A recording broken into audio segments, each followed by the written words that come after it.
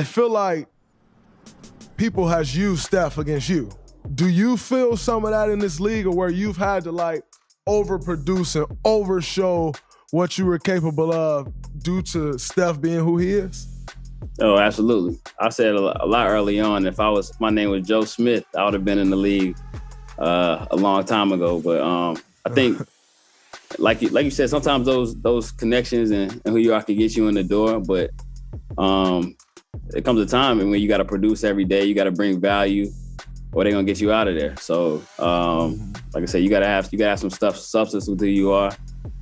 Actually, those connections are great, and being around those people, obviously learning from Steph, being able to ask him questions, just following his journey, and gives me a huge leg up, a benefit, because I got a guy who's been through a lot of the grinds, and I can pick his brain, and I can, more importantly, just watch what he does and add it to myself. But I got to mold that to who I am, and I got to bring value to the team or to whatever I'm doing myself. Listen, this is an unwinnable task.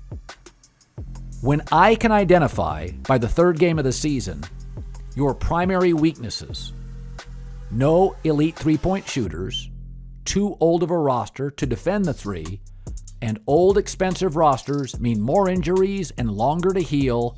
If I can identify that 3 games in, Frank Vogel has no shot here.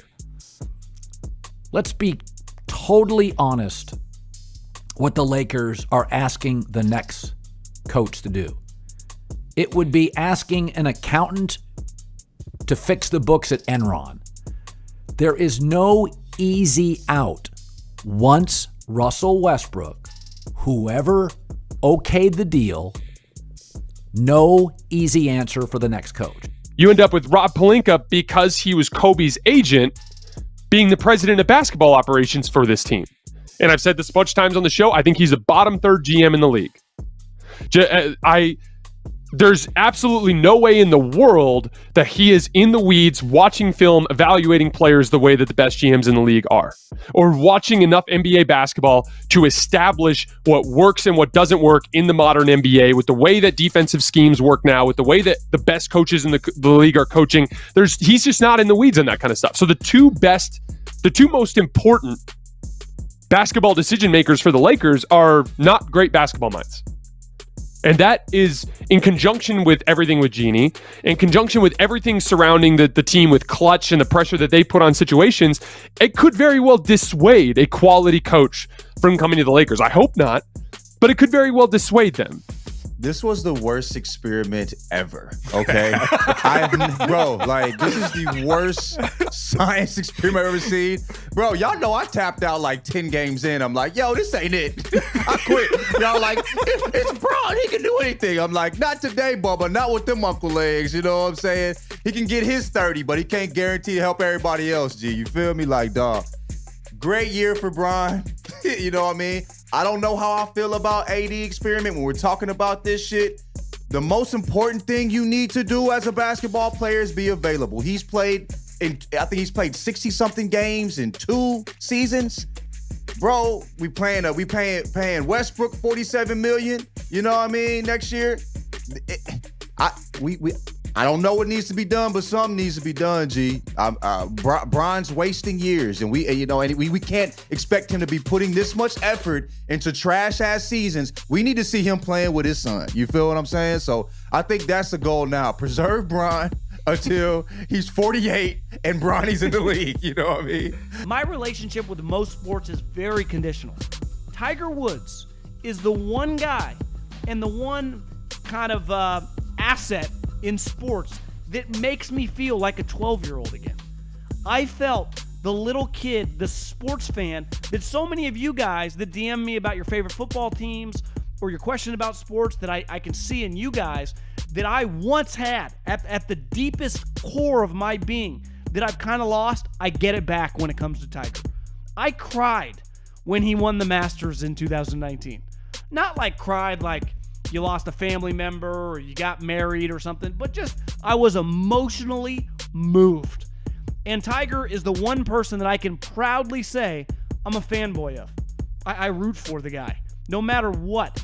LeBron said he would like to play with Steph. What did you make of those comments?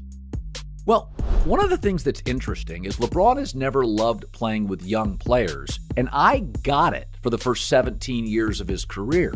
He's smart. He wants to play with veterans who understand the game. He doesn't want to be a teacher or a mentor on the floor. But he should also understand now that when he was asked who he wanted to play for, he should probably keep an open mind and start pivoting to Trae Young or Giannis or Luka. The truth of the matter is, he bailed on D. Wade because he got old and rickety. He wants to bail on AD because he's gotten rickety. Steph breaks down too. LeBron tends to be a historian of the game and often romanticizes it, and there's nothing wrong with that. But he's got to be able to adapt and understand. As he misses 20 to 25 games per year, he now has to embrace what Chris Paul has in Oklahoma City and Phoenix, playing with ascending, younger, talented players. Like any sport, you need your star to buy in. How long for Christian Pulisic that you felt a buy-in? I think with Christian, my initial meeting with him, I immediately saw a spark in his eye, and there was acceptance. But like anything, it's easier said than done. And I think it did take a while, just because everyone had a hangover from 2018 and everyone wants to win right away. But I knew it was going to take some time before this group could really get to where it needed to get to because of our age, because of our inexperience. He's the first thing I'd say about Christian, for being such a big star, he's the most humble, down to earth, well-meaning person that you can come in contact with.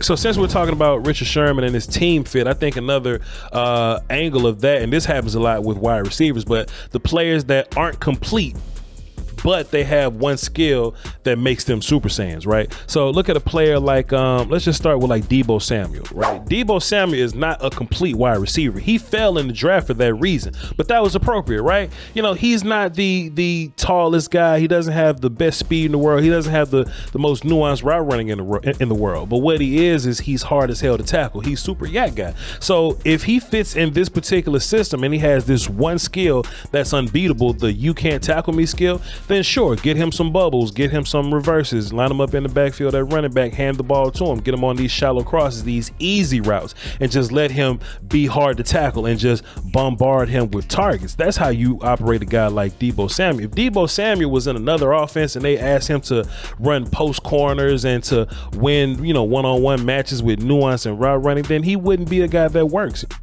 Bob, of all the great dynasties and the great lore of Boston sports, as an outsider, the Celtics in the Bird years feel as or more popular than Belichick's Patriots and any Red Sox team. They really do to me. I don't know why that is. Am I wrong?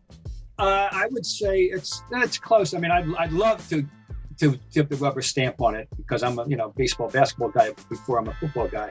But the Patriots are pretty big. Brady, it's hard to top. I mean, I don't know. In fact, I had to admit a number of years ago that on the Boston mythical Rushmore, I had to bump Larry for Brady. And this is how good our Rushmore is. If you got Bill Russell, Ted Williams, Bobby Orr as unquestioned, you must have them. Then Larry was my other, but Brady, I had to say, I got to be in all honesty, I got to bump Larry.